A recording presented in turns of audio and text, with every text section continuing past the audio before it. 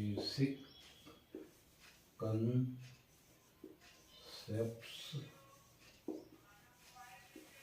of macroeconomics.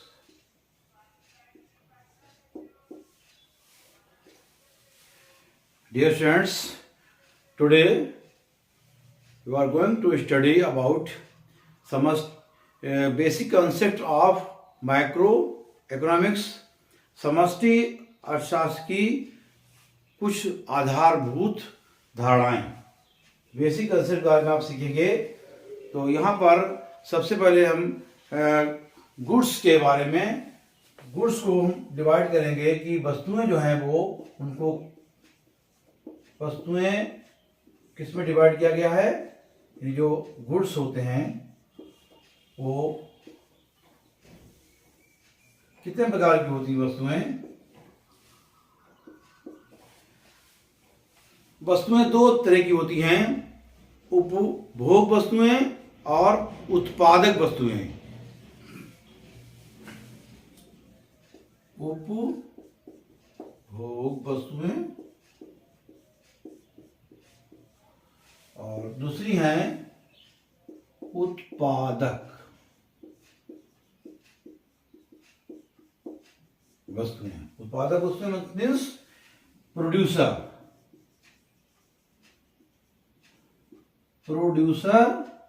Goods, और ये consumer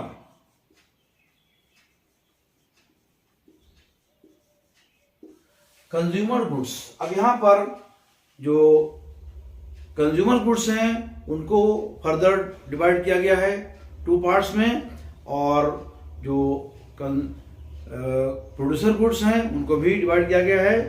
तो पहले है उपभोग वस्तुओं को दो भागों में बांटा गया है। वो कौन कौन सी हैं? नंबर 1 है ये टिकाऊ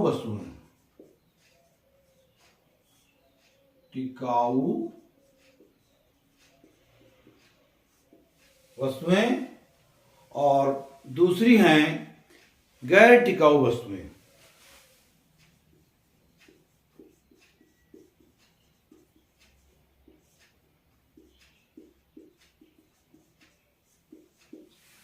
टिकाऊ वस्तुओं को हम कहते हैं ड्यूरेबल गुड्स,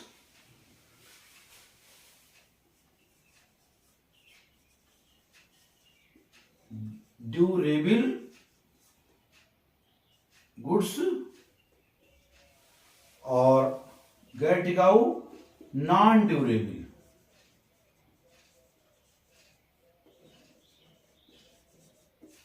तो इनको उपभोग वस्तुओं को दो भागों में बांट देते हैं। इसी तरह से जो उत्पादक वस्तुएं हैं, कंज्यूमर गुड्स हैं, उनको भी दो भागों में बांटते हैं, मध्यवर्ती वस्तुएं और पूंजीगत वस्तुएं।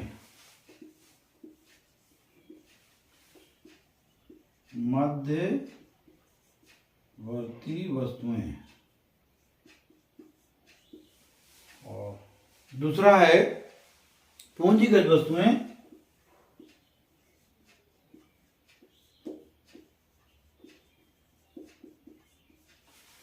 मध्यवर्ती इंटरमीडिएट गुड्स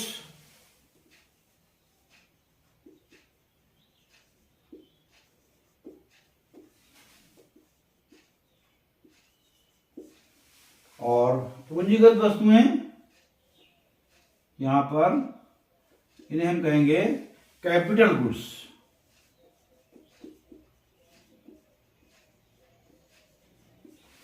तो इस तरह से जो बेसिक कंसेप्ट्स हैं मैक्रोइकोनॉमिक्स में, वस्तुओं को दो भागों में बांटा गया है, उपभोग वस्तुएं और उत्पादक वस्तुएं।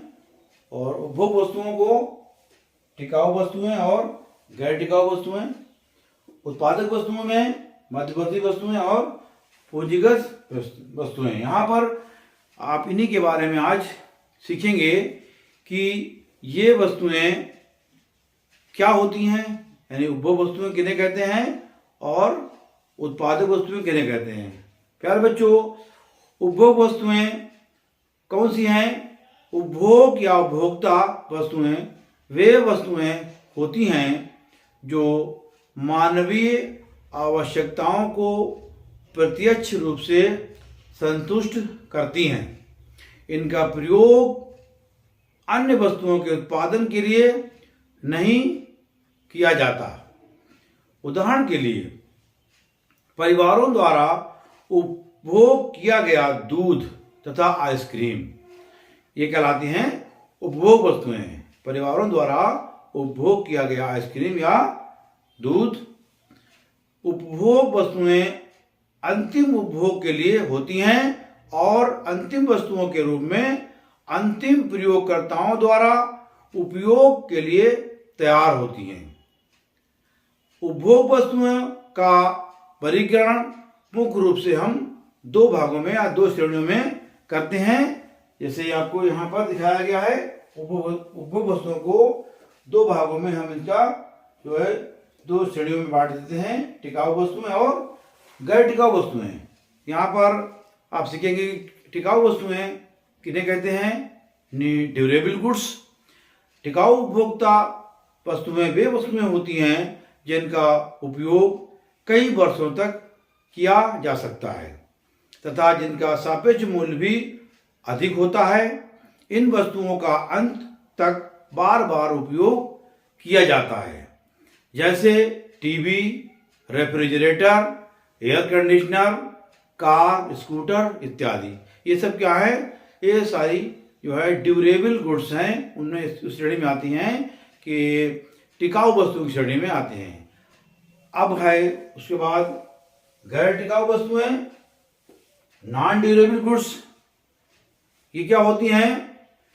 गैर टिकाऊ उपभोक्ता वस्तुएं वे वस्तुएं हैं जिनका केवल एक ही बार उपयोग किया जा सकता है। यानी ऐसी वस्तुएं जिनका केवल एक ही बार उपयोग किया जा सकता है वो कहलाती हैं गैर टिकाऊ वस्तुएं, अथवा जिसका काल छोटा होता है और वे उपभोक्ताओं की आवश्यकताओं को अल्पकाल के लिए पूरा करती हैं। उदाहरण के लिए यहाँ पर उदाहरण के द्वारा आप बेहतर समझ सकते हैं कि उदाहरण के आप जिस डबल रोटी को खाते हैं वो डबल रोटी एक बार के उपयोग में समाप्त हो जाती है। आप इस डबल रोटी को दोबारा उपयोग नहीं करते। ये क्या है? गैर टिकाऊ वस्तुओं में इसको ये आता है। ऐसी वस्तुएं जो हैं, ऐसी वस्तुओं का मूल्य जो है वो सापेक्ष मूल्य भी कम होता है। इनके उदाहरण क्या हैं? खाद्य सामग्री, पेस्ट, सब्जी, फल यानी फ्रूट्स हैं, वेजिटेबल्स हैं, ये सब आते हैं गैर टिकाऊ वस्तुओं में और इनका ड्यूरेशन जो टाइमिंग जो होती है बहुत कम होती है और एक बार में इनको यूज होता है, दोबारा इनका यूज नहीं होता है। तो यहाँ पर ये कहलाती हैं गैर टिकाऊ वस्तुएं। उसके बाद नेक्स्ट आता है उत्पादक वस्तुएं, प्रोड्यूसर गुड्स। जैसे कि नाम से लग रहा है कि प्रोड्यूसर यानी उत्पादक, ऐसी वस्तुएं जिनका प्रोडक्शन होता है। तो यहाँ पर अब सीखेंगे उत्पादक वस्तुओं के बारे में। उत्पादक वस्तुएं क्या हैं? उत्पादक वस्तुएं वे वस्तुएं होती हैं जो एक फर्म द्वारा उपभोक्ता वस्तुएं उत्पादित करने के लिए प्रयोग की जाती हैं। ये उत्पादक वस्तुएं मानवीय आवश्यकताओं को अप्रत्यक्ष रूप से संतुष्ट करने में सहायक होती हैं। उत्पादक वस्तुएं जो हैं क्या वस्तुएं हैं? यानी कि उपभोक्ता वस्तुएं उत्पादित करने के लिए प्रयोग की जाती हैं। यहाँ पर एक फर्म द्वारा उपभोक्ता वस्तुएं ऐसी वस्तुएं जो एक फर्म द्वारा उपभोक्ता वस्तुएं उत्पादित करने के लिए प्रयोग की जाती हैं वो कहलाती हैं उपभोक्ता वस्तुएं। यहाँ पर ये उपभोक्ता वस्तुएं जो हैं वो भी उनको भी दो श्रेणियों में बांटा गया है। किसमें? पहला है मध्यवर्ती वस्तुएं यानी कि इंटरमीडिएट गुड्स और दूसरी हैं पूंजीगत वस्तुएं। तो यहाँ पर जो इंटरमीडिएट जो गुड्स हैं वो क्या होते हैं? यही इनका भी यूज होता है फर्म्स के द्वारा। मध्यवर्ती वस्तुएं जो अर्ध निर्मित वस्तुओं को मध्यवर्ती वस्तुएं कहा जाता है। यानी कि जो मध्यवर्ती वस्तुएं क्या हैं, जो अर्ध निर्मित है, यानी कच्चा माल कह सकते हैं हम इसको, अर्ध निर्मित वस्तुएं वो कहलाती हैं मध्यवर्ती वस्तुएं। दूसरे शब्दों में मध्यवर्ती वस्तुएं वे वस्तुएं होती हैं जिसे एक फर्म द्वारा दूसरी फर्म से कच्चे माल के रूप में, यानी कच्चे माल अभी मैंने बताया आपको, कच्चे माल के रूप में अथवा पुनः बिक्री के लिए खरीदा जाता है, वो कहलाती हैं इंटरमीडिएट गुड्स। उदाहरण के लिए एक फर्म है, फर्म एक्स है, वो फर्म वाई से पुनः बिक्री के लिए शर्ट्स यानी कमीजें खरीदती है।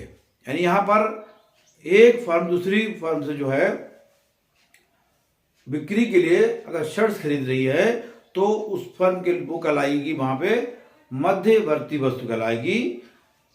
और दूसरा है पूंजीगत वस्तु यानी कैपिटल गुड्स। ये क्या होती हैं? पूंजीगत जो वस्तुएं हैं पूंजी उत्पत्ति के साधनों में से मुख्य है, यानी जो पूंजी है वो उत्पत्ति के साधनों में से मुख्य है। पूंजी वस्तुओं के उस स्टॉक को सूचित करती है जिनका प्रयोग उत्पादन में किया जाता है। उदाहरण के लिए, यानी आप यहाँ पर उदाहरण से बेहतर समझ सकते हैं कि सिलाई मशीन जो है दर्जी के लिए एक पूंजीगत वस्तु है। तो यहाँ पर पूंजीगत वस्तुएं जो हैं, पूंजी जो है वो क्या है? पूंजी एक ऐसा साधन है जो उत्पत्ति का साधन है पूंजी।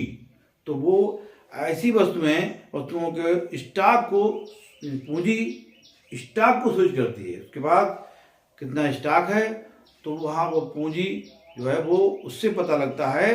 तो वो वस्तुएं कहलाती हैं पूंजीगत वस्तुएं।